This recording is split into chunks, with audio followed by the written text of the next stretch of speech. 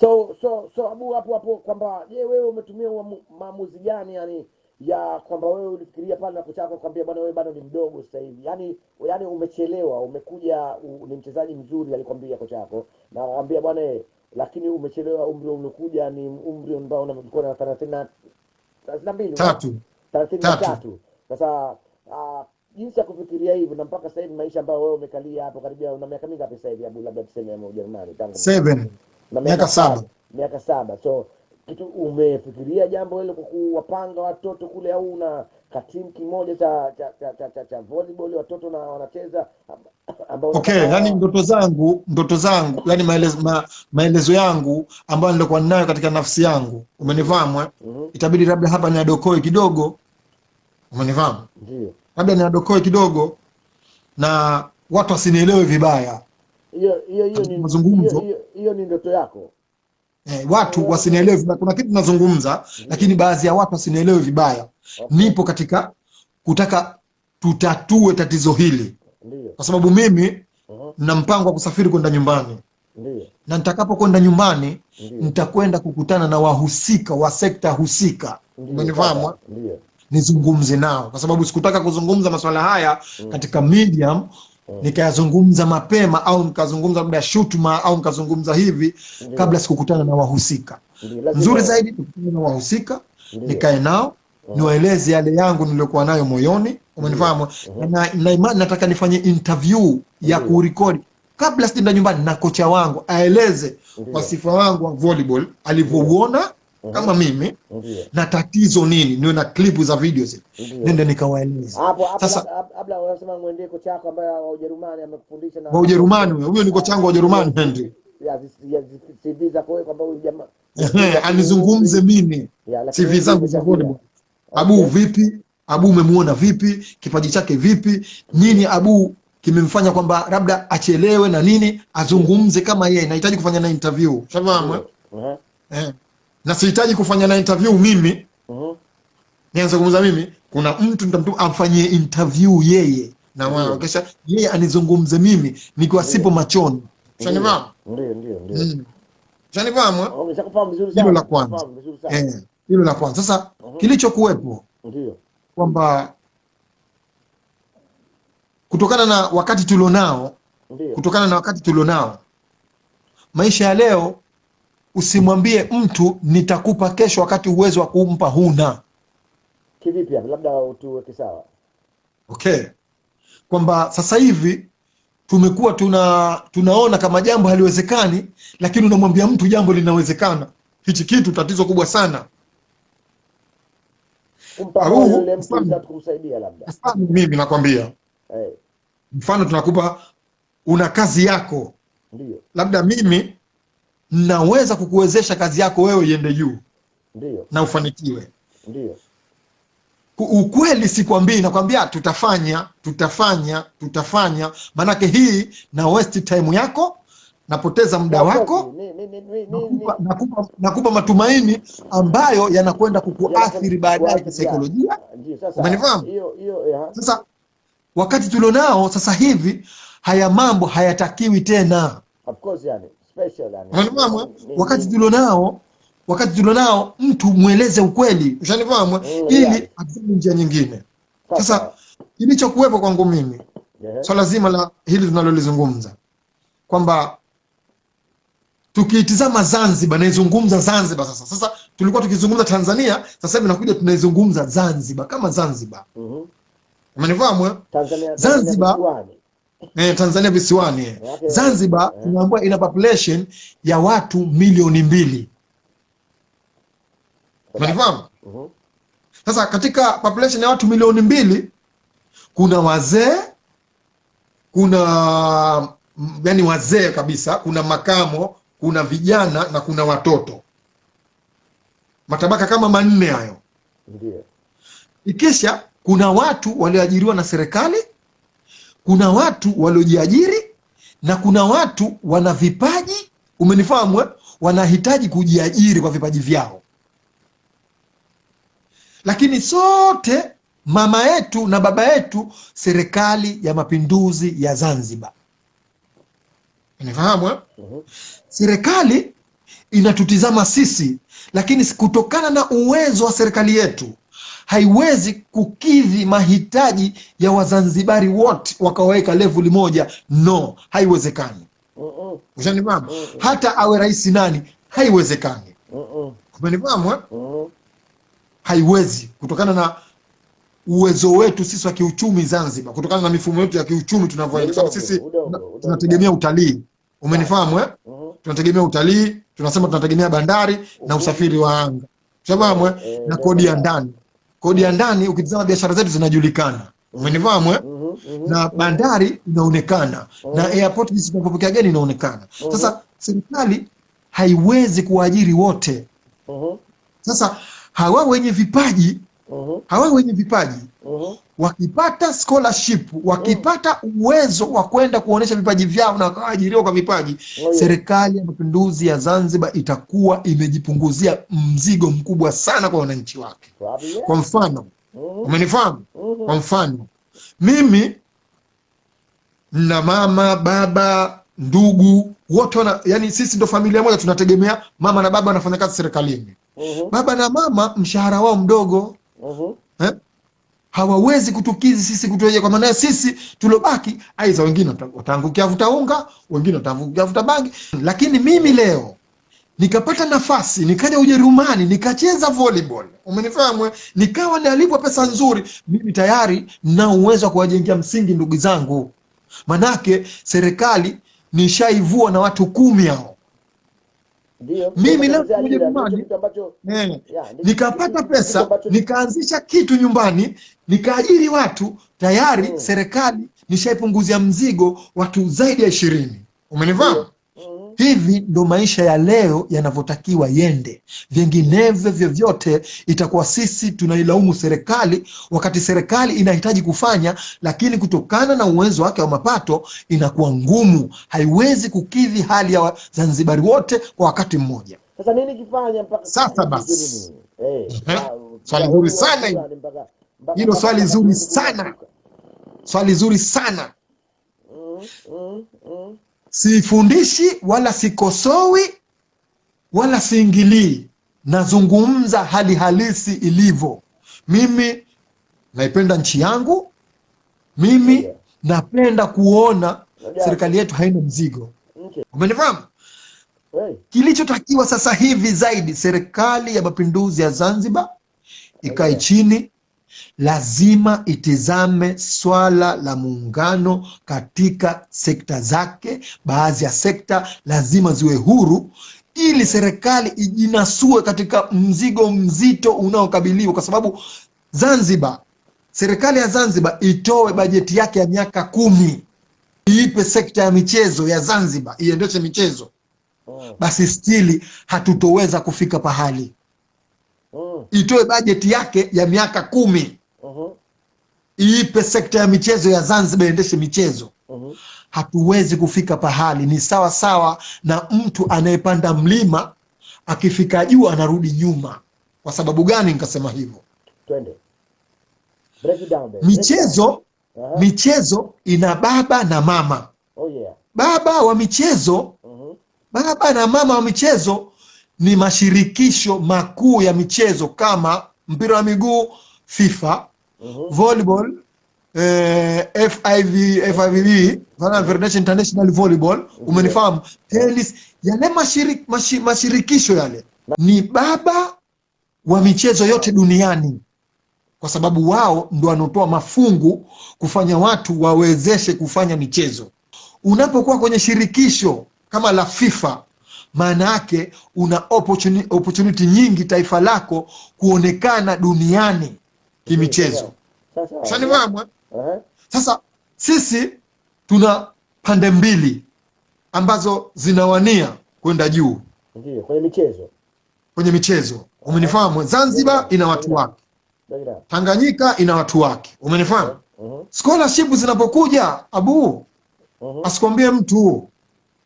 asikwambie mtu roho inajulikana binadamu alivyoumbwa sana.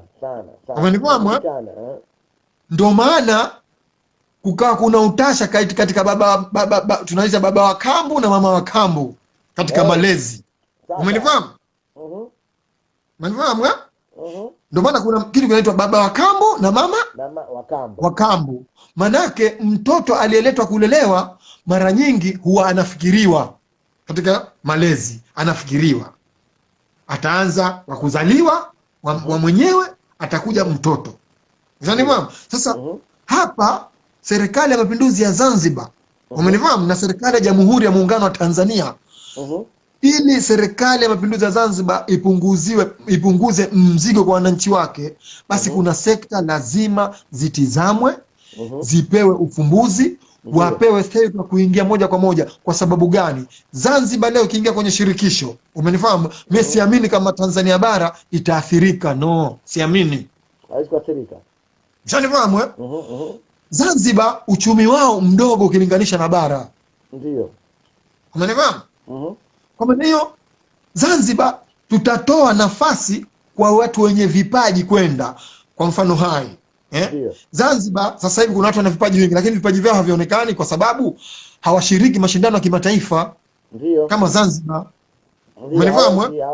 Hawezi. Na vile vile ukitazama Zanzibar, umenifahamu? Kwenda kucheza ligi ya bara hususan katika timu ya taifa, bado na nafasi ndogo. Umenifahamu? Kwa sababu wachezaji wake wengi hawachezi ligi ya bara. Umenifahamu? Sasa Zanzibar vilabu vyake havishiriki katika mashindano ya kimataifa. Umenifahamu? Maana yake Zanzibar hatuwezi kupata wadhamini wa kudhamini mpira wetu. Zanzibar hatuwezi kuonesha wachezaji wetu, umenifahamu, vipaji vyao. Umenifahamu? Zanzibar ndio pale nikakwambia kwamba hata tukipewa bajeti ya miaka 10, manake tutaonesha sasa hivi, kwa sababu tuna pesa ikimalizika tunarudi pale pale. Ndio sasa na mtu aliyepanda mlima akarudi tena chini kule kule. Sasa lakini Zanzibar tukiingia kwenye shirikisho, maana yake sisi tuna scholarship, tuna mashindano ya kushiriki, sisi wachezaji wetu, hata wale wenye vipaji vyao, hata wale wanokaamasikana na wacha mpira watasema no, sasa hivi kutokana na situation tunakwenda na rudi kwenye position. Kwa nini hawashirikishwi au kwenye michezo? No. Kwa sababu sasa hivi ili jambo liko katika muungano. Umenifahamu? Hizi ni pande mbili. Umenifahamu? Sasa hizi pande mbili ndio pale nikakwambia kuna mama wa kambo analea mtoto wake. Umenifahamu? Na kuna mtoto wa kambo ambaye kazaliwa na mama mwingine, kaletwa tu kuja kulelewa. Sasa hapa tuna TFF ndio baba. Huyu baba ana wanawe. Umenifahamu? Aliyewazaa mwenyewe. Ekesha ana na wengine anawafikiria. Umenifahamu? Umenifahamu vizuri? Sasa kimtazamo kwamba Zanzibar ni mtu wa kufikiriwa, wakati Zanzibar anao uwezo wa kwenda kama Zanzibar na hakuna hata mmoja atakayeathirika. Ndio, hamna. Hakuna. Umenifahamu? Ni mipango tu, watu kukaa chini, kwa sababu sisi ni Watanzania sote. Ndio. Mimi ninapolala nje nikawa maskini, manake taifa langu la Tanzania ndo linakuwa dosari. Ndio. Lakini taifa la Tanzania likijenga mipango na fikra kwa Watanzania wote wa pande zote, wainuke, manake hainuki Zanzibar, inainuka Tanzania. Nafikiri wewe unanisoma vizuri sana na unanifahamu. Umeona? Unafahamu vizuri sana. Sasa hili ndo linonsikitisha. Narudi kwenye topic yangu. Hili hapa ndo panaponsikitisha mimi, pale kocha wangu alipokuja kunambia kwamba Abu, una skills zote za kucheza volleyball, una uwezo wote wa kucheza volleyball, lakini utashindwa kuscore kwa sababu age imekwenda. Umefahamu? Sasa ili wale wa Zanzibar walikuwa pale Zanzibar waonekane kwamba wana uwezo, kwanza washiriki mashindano ya kimataifa. Kuna ligi za junior, zile central, hata volleyball kuna madaraja hivyo hivyo. Umenifahamu? Alafu kuna kitu kiko simple tu, umenifahamu, ambacho kinaweza kikatu advantage sana, na hichi nataka nikirudi nyumbani sikizungumzi hapa, nitakichambua vizuri, nitakichambua zaidi. Nahitaji nirudi nyumbani, umenifahamu, kwamba nikakae na wahusika nizungumze nao. Unajua wazungu wanapenda kitu urafiki sana, wanapenda ushirikiano, wanapenda mabadilishano, kubadilishana. Umenifahamu? Mawazo. Sasa Sasa nyumbani tuna msemo, Hey. tumia 10 upate 100. Ushanifahamu? Usipotumia 10 maana yake utakuwa huingizi. Sawa. Ushanifahamu? Sasa hapa Ujerumani mfano, kuna academy hapa za michezo tofauti. Umenifahamu? Watu wanapata scholarship za, wanapenda scholarship za kusafiri kushirikiana na wengine. Sasa tunatakiwa tutengeneze urafiki na wenzetu, tupeane mialiko, kubadilishana mawazo. Umenifahamu? Mimi sifikiri kama serikali ya mapinduzi ya Zanzibar, umenifahamu, itashindwa labda kuwahudumia watu, kuwapa chakula tuna malazi.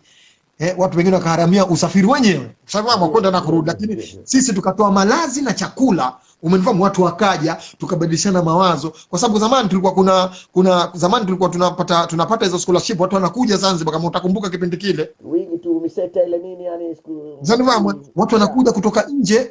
Umenifahamu? Wanakuja kutembea na watu wa Zanzibar wanakwenda nje. Kama sisi Zanzibar tulikuwa tuna mfumo ule, tunakuja Ujerumani kushiriki mashindano kama Zanzibar. Umenifahamu? Lakini imekufa, sijui sababu gani. Umenifahamu? Imekufa ile, lakini sijui kwa sababu gani njia ile imekufa. Siku moja, umenifahamu, nahitaji nifunge safari niulizie nani, mimi nipo hapo Ujerumani, nani alikuwa akianzisha yale mambo hapo Ujerumani, muhusika, kwa sababu nakumbuka ile mashindano yanachezwa Berlin. Umenifahamu? Nani zamani muhusika? Na mimi kama nipo Ujerumani mzalendo, inatakiwa nikaulize kule Zanzibar ilikuwa na ushiriki kama Zanzibar. Hii sababu gani hii imekufa Zanzibar kushiriki? Umenifahamu? Kwa sababu wenzetu wanapenda udadisi jambo na ulijue jambo. Umenifahamu? Ndio. Na unaweza ukawazindua kiasi fulani. Na wewe unaweza ukapata mengi kiasi fulani. Umenifahamu?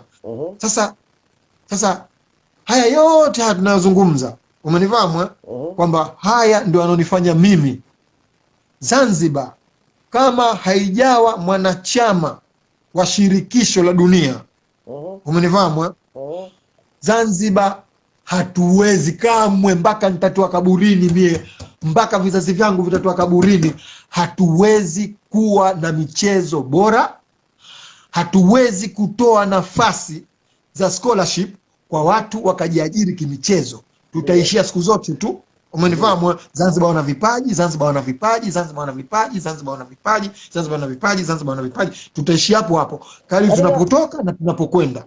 Unajua kuna watu kadri tunavyozungumza hapa, kila mmoja na anapopokea. Ushafahamu? Ni kweli, kila mmoja na mawazo yake. Na mawazo yake. Sasa mtu unamfahamisha ili afahamu. Umeona? Kwa sababu of course ni jambo letu.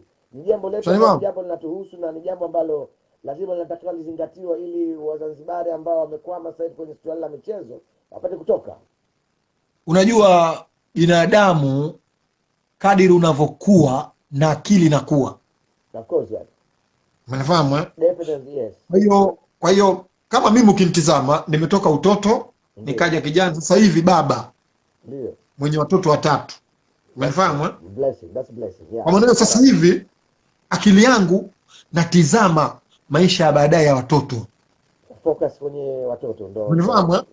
Sasa kama mimi baba natizama maisha ya watoto ambao nahitaji baadaye wawe na maisha mazuri, ambao nahitaji kama wana talenti zao waje kuzitumia baadaye, nisitizame wangu tu, nitizame wote.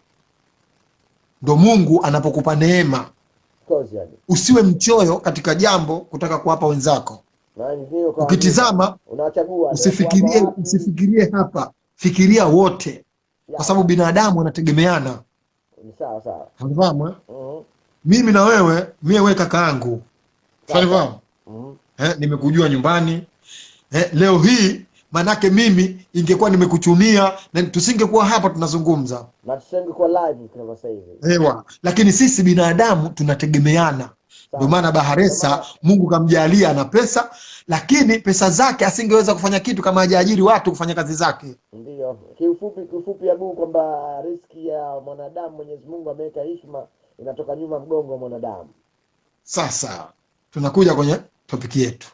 Sasa kilichokuweko sasa hivi, sisi inatakiwa lazima tuwe straightforward, tuwe wa kweli. Kitu cha kwanza, yani tuwe wa kweli. Unajua, na tuwe wawazi, wawazi, yani real and to be kwa sababu transparent. kama mimi sasa hivi nazungumza kwamba lazima uwe straightforward. Ukisema upinde no, unaumiza watu Sana. Ndio kama manake mtu nilivyosema anamwambia kesho kwamba utakufa, kesho utapata, manake anajenga katika ubongo wake, umenifahamu, nitakapokipata kile nitaweza kufanya 1 2 3 4 5. Mwisho wa mchezo unataka kuambia kwamba tunadanganywa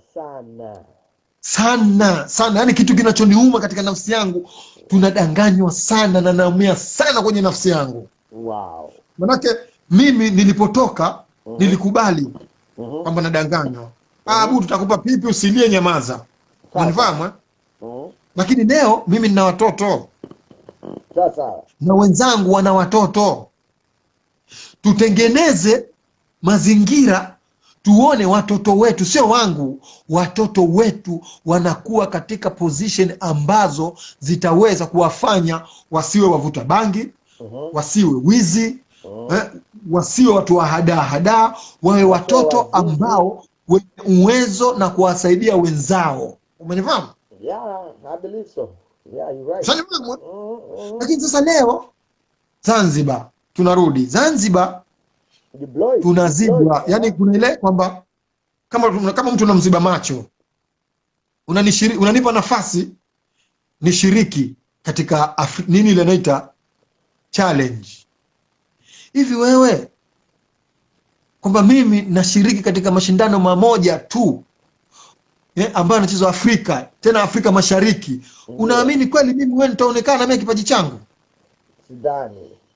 Mimi nimeanza kucheza volleyball nikiwa darasa la 5, naanza kucheza volleyball. Na sikuchaguliwa kwenda kucheza volleyball, nilikwenda kama mimi. Umenifahamu? Lakini leo mimi nimetoka nyumbani, nimekuja hapa, nimeona kama nina uwezo kucheza volleyball.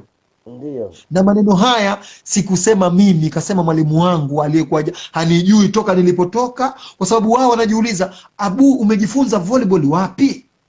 Yeah, nilipoonesha picha ya kiwanja ninachocheza volleyball mimi, hawawezi kuamini. Okay. Mipira nilojifundisha volleyball mimi, nimwambia bwana, mimi nacheza mipira gani volleyball, hawawezi kuamini. Mimi nacheza volleyball mpira wa miguu, sio nacheza volleyball. Umeelewa? Kwa hiyo sasa unakuta kwamba ifike time usijifikirie wewe, wafikirie wale wenzako.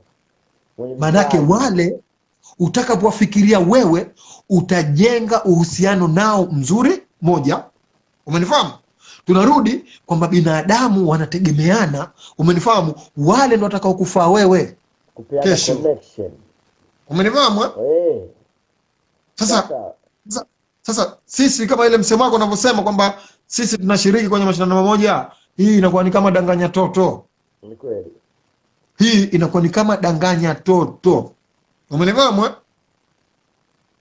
Serikali ya Mapinduzi ya Zanzibar inajitahidi sana kutaka kuwasaidia wananchi wake.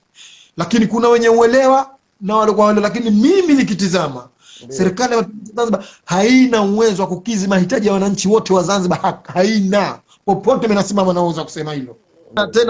Tena Zanzibar ina mipango, yani mipango yake inavyoendesha soka lake. Inaendesha soka lake vile inavyotakiwa. Ina junior, ina central, ina ushanifahamu? Ushanifahamu? Hii mikakati wanayotoka zamani. Umenifahamu? Lakini sasa hawawezi kufika pale wanapotakiwa wafike, kwa sababu serikali, mimi kama ushauri wangu, serikali ya Mapinduzi ya Zanzibar kae na serikali ya Jamhuri ya Muungano wa Tanzania. Sio mpira wa miguu, michezo yote iingie katika shirikishi ili kuipunguzia mzigo katika watu milioni 200. Mimi nakupasulia katika watu milioni 200, chukua watu 500,000 wazee. Tunanifahamu?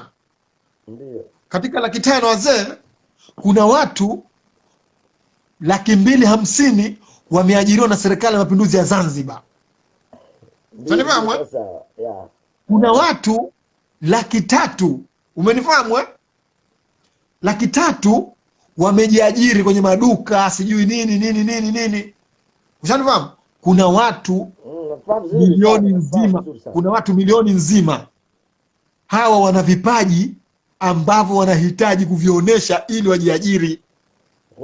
Kuna watu wana vipaji mpaka pa kupanda minazi. Ushanifahamu? Sasa